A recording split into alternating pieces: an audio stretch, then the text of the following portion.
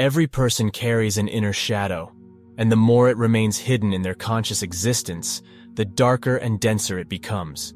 When an inferiority is acknowledged, there is always a chance for correction. However, if it is suppressed and disconnected from awareness, it remains unrectified and may unexpectedly manifest in moments of unawareness. Regardless, it acts as an unconscious obstacle, thwarting our best intentions. Carl Jung discusses two types of shadows: the personal shadow, the concealed negative aspects of our individuality, and the collective shadow, the concealed negative aspects of society. Regarding the personal shadow, Jung describes it as the aspect one does not wish to embody. It represents the unknown or lesser-known traits and qualities of the self. It encompasses all those unpleasant attributes that we prefer to conceal from ourselves. The shadow contains inherent weaknesses that everyone possesses, but chooses to remain oblivious to. These qualities may appear feeble, socially unacceptable, or even malevolent. The shadow becomes most apparent when we experience anxiety or other intense emotions, or when influenced by alcohol, etc., leading us to unexpectedly utter hostile remarks during otherwise friendly conversations. By rejecting what we despise within ourselves, we project it onto others.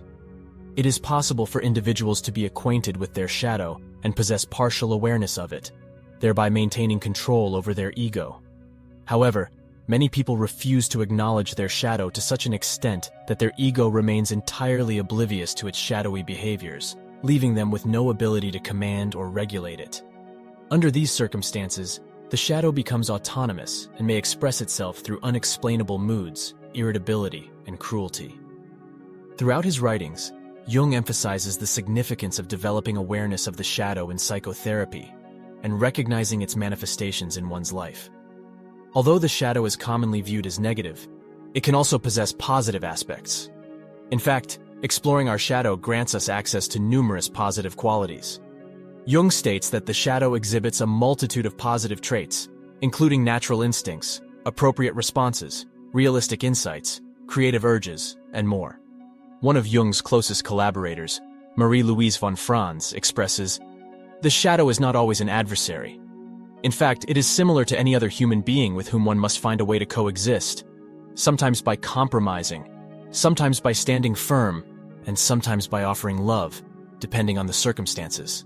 The shadow only becomes hostile when it is neglected or misunderstood."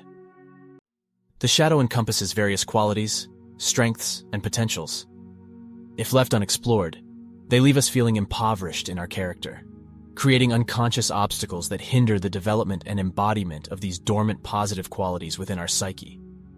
For instance, an individual might perceive assertiveness as rudeness or aggression, inadvertently sacrificing their confidence and ability to express themselves honestly and respectfully. This in turn can result in reduced proactivity, challenges in obtaining a raise or promotion, financial struggles, and so forth. Consequently, when encountering an assertive person, deep down, feelings of resentment and guilt arise, intensifying the darkness and density of their shadow. These valuable aspects need to be assimilated through first-hand experiences rather than repressed, necessitating the ego to relinquish its pride. The shadow also manifests itself in dreams as a person of the same gender as the dreamer.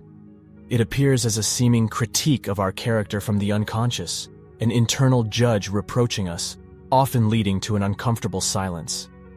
It is crucial to identify the contents of the shadow and integrate them into our personality.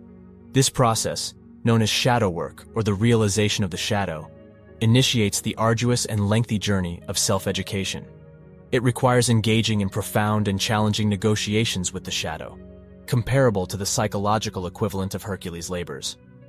Through shadow work, one can observe their shadow externally by paying attention to emotional reactions and being brutally honest about interactions with others. Internally, this involves delving into dream exploration.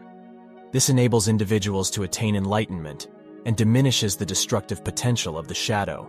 It is not achieved by fighting against the darkness, but by illuminating the darkness and bringing light to it, as well as bringing light into the darkness. Jung expresses this concept as follows: light cannot exist without shadow, and psychic wholeness cannot exist without imperfection. The goal is not to strive for perfection, but rather to achieve wholeness of personality. The lifelong process of individuation establishes a balance between one's conscious and unconscious realms, aligning the ego with the self, which represents the totality of one's personality. Confronting our shadow, no matter how intimidating or dark it may be, provides relief when we discover the truth. Authenticity involves discerning the truth, and involves a meticulous exploration of our being, delving into possibilities, limitations, distortions, and the often forgotten and buried aspects of ourselves and our capabilities. Unfortunately, most people are too lazy to deeply contemplate even the moral aspects of their behavior that they are aware of, let alone consider how the unconscious influences them. Furthermore, the shadow can encompass elements that arise from sources outside an individual's personal life. This is where the collective shadow comes into play, representing the unknown or lesser-known aspects of a society and culture that stand in opposition to our shared and collective values. The collective shadow is a vast and multidimensional aspect of human existence, often terrifying and elusive, encompassing the immense harm inflicted by human beings upon one another and the natural world, along with the far-reaching consequences of such harm in future generations. We encounter the collective shadow in the projection of darkness and inferiority, in acts of violence and oppression, in the concealment of present suffering, and in the denial of present responsibility. While the collective shadow can manifest brutally through wars, massacres, and genocides, it can also hide beneath the seductive guise of missionary endeavors, such as the imposition of specific languages, a phenomenon reminiscent of Orwellian realities that we currently experience. The collective shadow, similar to individual shadow, is pervasive yet not easily noticeable. It is seen in outward manifestations such as atrocities, persecution, suffering, and poverty, as well as inwardly in self-hatred and depression. Historically, it has been labeled as evil and associated with the devil.